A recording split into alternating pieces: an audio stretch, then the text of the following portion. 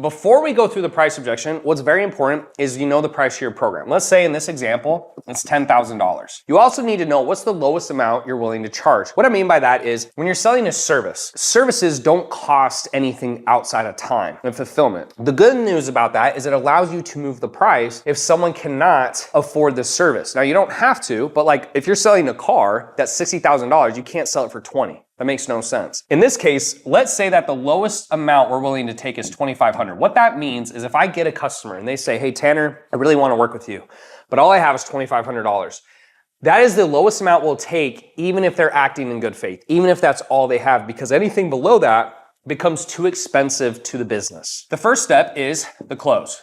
So, hey, John, the price of the program is $10,000. That's the close. John will say, totally get it, Tanner. That's a little too much. Like, I don't think I'm gonna be able to do it. He objects. Then I'll tell John, no problem. Totally understand. I agree. Then I go to number 4 and I isolate. Is there anything else besides the price that would stop you from moving forward today, John? To make sure it's only a price issue. And John says, no, it's just the price. I get a double tie down. We could also call this a tie down up here. So isolate or tie down. So number 5, just to be sure, if we're able to figure out the price, are you able to move forward? John goes, yeah. I'm like, great. The best way I'm able to help you here, John, is to figure out what's your cash on hand situation. Checking, savings, credit cards, what do you have available today? Not in your, crypto, not under your, mattress, your 401k, like what could you use today that's available? It doesn't have to be everything. I just need to know what that number is. He's going to tell you a number. Now, you don't move forward from this point until he gives you a number. Some people say like, well, I got to check, my checking. And I go, well, I mean, what do you make in a month? What do you spend? It's pretty much the same every month, right?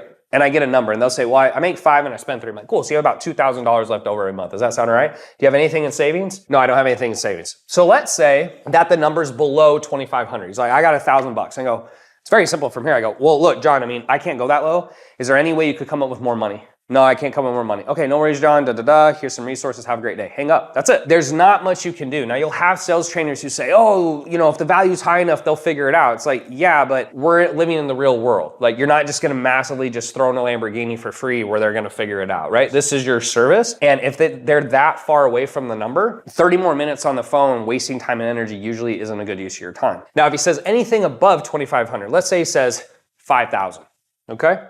So we say, what's your cash on hand, John? He says 5,000. This is the part where you seal the deal, and it's very easy. So now that I know that number, I'm not guessing. What most salesmen do is they guess and they just go, oh, you can't do 10, how about 8, how about 7, how about 5, how about 4? And then they lose a ton of money trying to guess how much that person can pay instead of just asking. So once I know this, I say, well, look, typically the price of the program is $10,000, John.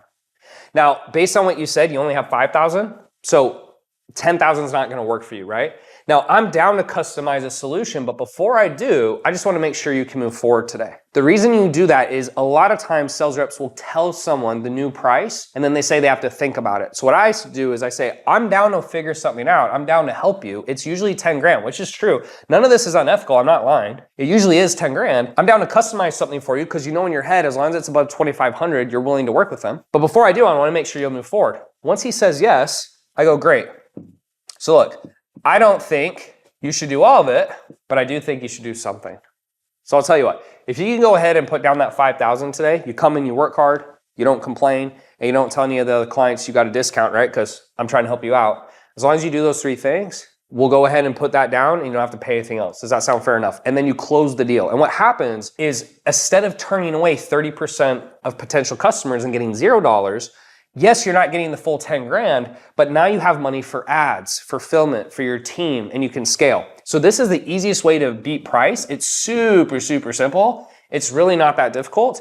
You just have to be able to walk through it. Spouse. John, the price of the program is 10,000.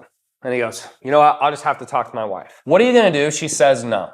So that's the first thing we go to. And he goes, well, probably won't do it. Then I go to B and I say, okay, so what would her biggest objection be? And usually 80% of the time, guess what they're gonna say? Oh, well, she thinks it's too expensive. So all I have to do is then I just go right back here and go, oh, so it's not that you need to talk to your wife, it's that you think it's too expensive. That's why isolating the objection is so important. So I go, got it. So if we're able to figure out the price, you know she'd be on board and you can move forward today, right? Yeah. And then you just go through the price objection and close. That's 80% of the time. More times than not, it comes back to price. If you know how to market well on the front end, and have a good application process, which me and my team do. And then C is if he still says no. He's like, I go through this, he's like, Tanner, I get it. That makes sense. I appreciate you. I still can't do it.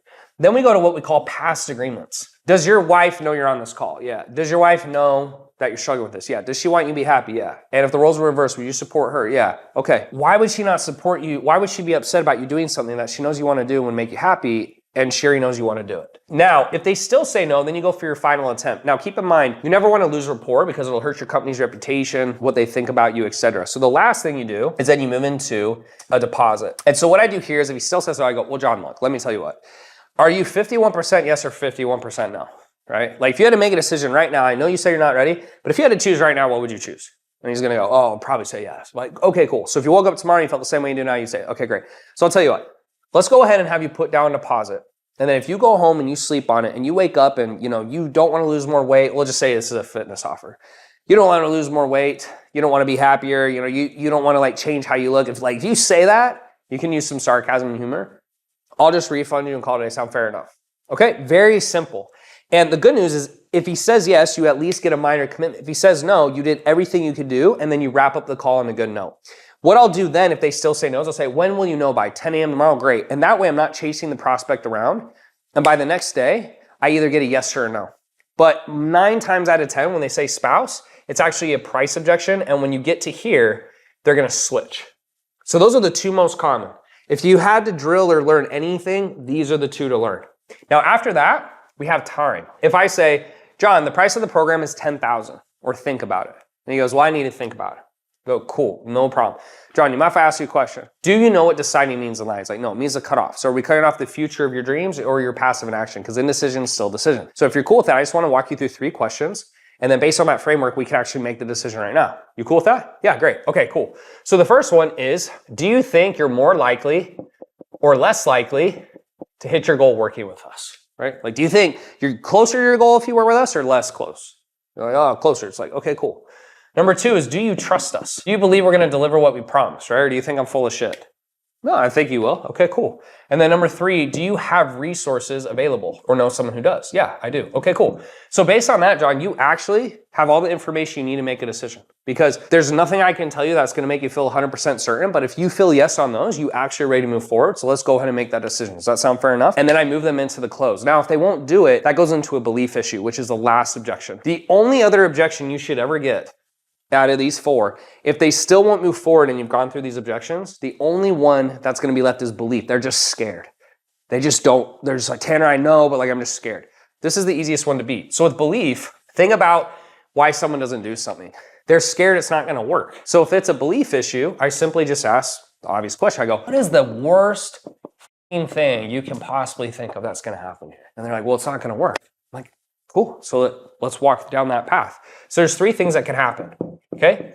So you do the work and it works and everyone's happy. We get paid, you make money, everybody wins, or whatever you're selling. It's like you lose weight, we make money, everybody wins. Number 2, you do it and it doesn't work and you can get a refund. Now, be very careful depending on how you have a refund clause. If you're doing guarantees in a service offer, you need to make sure it's performance-based. Why? If I tell someone I'm going to guarantee they lose 20 pounds, but they don't follow the plan, they're not going to lose 20 pounds. So you're just going to get a lot of bad clients and then make no money. So the key thing here is that you make sure that they understand that, hey, it's a performance guarantee. If you do all these things and you don't lose weight, for example, it'd be like take pictures of your food, have 1 call a week with me, track your app every day. Like you have to do stuff that will force them to get the result. If you don't, the only times you can do money back guarantee no matter what is like software or things where there's not actual fulfillment, but anytime there's some type of fulfillment, I highly recommend a performance guarantee. You're going to get really bad customers. And then the last thing that could happen is you do nothing and then you stay stuck. So out of all 3 of these options, the only one that guarantees you stay in the exact same spot you are right now is C. Because if you do one A or B, you're either going to get your money back or you're going to get the result. So let's go ahead and move forward so that we can get you to that place you want to get to. Does that sound fair enough? And that's belief. And if you learn these 4 objections, because I did door-to-door sales and there were 20, 30, 40 different objections. If you can just learn these 4 objections and you're doing sales calls, I'm telling you, you can sell any product, anytime, anywhere.